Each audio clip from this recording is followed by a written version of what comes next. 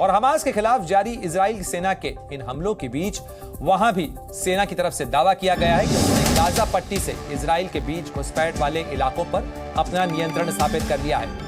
बड़ी खबर आपको बता दें, सेना का कहना है कि उन्होंने जमीन पर सैकड़ों आतंकियों को मार गिराया है, साथ ही कई बंधकों को भी छुड़ाया गया है। इन बंधकों को छुड़ाने के लिए ऑपरेशन का सिलसिला जारी है। इजराइल की सेना ने कहा है कि उन्होंने दर्जनों आतंकियों को पकड़ लिया है, यानी हमास के कई लड़ाके अब इजरायली सेना के कब्जे में हैं। हमास के आतंकियों को इजराइल ने पकड़ा है, तो वहीं हमास की तरफ से भी दावा किया गया कि गाजा पट्टी में उसके कब्जे में कई इजरायली नागरिक और सैनिक हैं। במוקדי החדירה מרצועת עזה לשטח מדינת ישראל.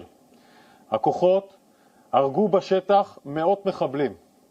יש לחימה וקרבות הירואיים לחילוץ בני ערובה שמתרחשת גם כעת והתרחשה במהלך כל הלילה. במהלך הלחימה מפקדים ולוחמים נפלו בקרבות ואזרחים נרצחו. מאות מחבלים נהרגו ועשרות נלקחו בשבי.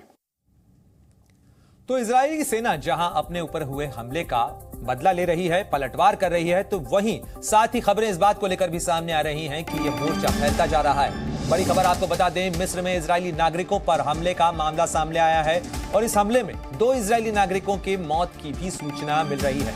पुलिस वालों की फायरिंग में 2 लोगों की मौत हुई है और ये दोनों इजरायली नागरिक मिस्र में मौजूद थे, मिस्र के एक कार्यक्रम में भाग लेने के लिए वहां पर पहुंचे थे।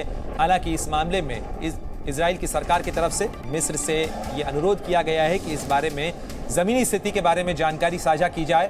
मिस्र में इजरायली नागरिकों पर हुए हमले का यह पूरा मामला है। हमले में 2 इजरायली नागरिकों के मौत की भी खबर सामने आ रही है। पुलिस वालों की फायरिंग में कथित तौर पर इजराइल के 2 नागरिकों की मौत हुई है और ये मिस्र में हुई है घटना। मिस्र में इजरायली नागरिकों के हमले के बाद इस बात की आशंका भी बढ़ जाती है कि ये जो दायरा है ये बढ़ सकता है।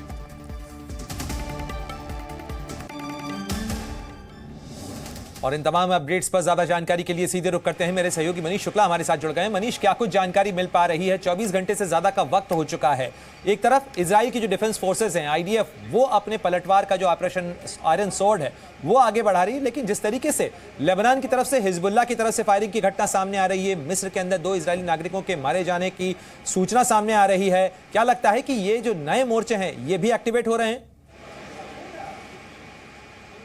जी बिल्कुल, अगर देखा जाए तो हिजबुल्लाह ने आज खुलेआम सपोर्ट किया है हमास के एक्शन को और कई जगह पर ये इजराइल को ऐसा लगता है कि कुछ जगहों पर और इजराइल की तरफ से इजराइल पर अटैक हो सकते हैं। जो सबसे बड़ी बात यह है कि अभी भी इजराइल असेसमेंट कर रहा है, ये देख रहा है कि जो उनके ऊपर आतंकी हमला हुआ है उसका कितना नुकसान हुआ है, क्योंकि एग्जैक्ट अभी फिगर सामने आना बाकी है। लेकिन साउथ इजराइल से जो तस्वीरें आ रही हैं, जो वीडियोज़ आ रहे हैं, वो बहुत ही भयानक है, क्योंकि हम लगातार अपने टीवी स्क्रीन पर भी दिखा रहे हैं कि जो आतंकी हैं जिन्होंने घरों पे हमले किए हैं, लोगों को मारे हैं, गाड़ियों को जलाए हुए हैं, और वो ये दिखाता है कि किस लेवल पर आतंकियों की तरफ से हमला किया गया है।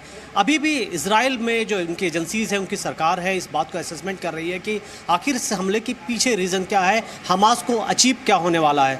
अगर आप देखें तो ये बात में से कई तस्वीरें ऐसी हैं जो कि हम अपने दर्शकों को दिखा भी नहीं सकते हैं, वो इतनी डरावनी और घिनौनी तस्वीरें हैं। लेकिन आपसे ये भी जानना चाहेंगे कि वहां पर इजराइल में बहुत सारे भारतीय हैं, कई भारतीय छात्र भी वहां पढ़ते हैं, उनकी वेलबींग को लेकर, उनकी कुशलता को लेकर क्या कुछ जानकारी मिल पा रही है? भारत सरकार इस पूरे घटनाक्रम को किस तरीके से देख रही है? देखिए, जो इजराइल में हमारी जो मिशन है उनसे लगातार ये कहा गया है कि दिल्ली में जो अधिकारी हैं टच में हैं और अभी तक कोई इस तरीके की जानकारी नहीं आई है कि कोई भारतीय किसी जगह फंसा है। हाँ, ज़रूर कुछ सुबह के वक्त में बॉलीवुड कुछ एक्टर्स थे जिनको लेकर के था कि उनके बारे में जानकारी नहीं मिल रही है, तो अभी तक इंडियन सारे सेफ़ हैं, ये हमें जानकारी मिली है। लेकिन अगर सिचुएशन और इजराइल के कुछ और एरियाज़ में ज़्यादा ख़राब रूप लेती है तो वहाँ ज़रूर हो सकता है कि कुछ लोगों को, कुछ भारतीयों को उन इलाकों से हटने को कहा जाए। लेकिन अभी तक यही जानकारी आ रही है, चूँकि इन बॉर्डर एरियाज़ पर ज़्यादातर इजरायली रहते हैं और इजराइल के अंदर काफ़ी बड़ी संख्या में स्टूडेंट हैं, इंडियन स्टूडेंट्स हैं, रिसर्च करने वाले लोग जाते हैं, कुछ भारतीय भी हैं जो इजराइल में बिजनेस करते हैं, लेकिन उनके बारे में कहा जा रहा है कि वो सेफ है, क्योंकि पूरे इजराइल में हमारे साथ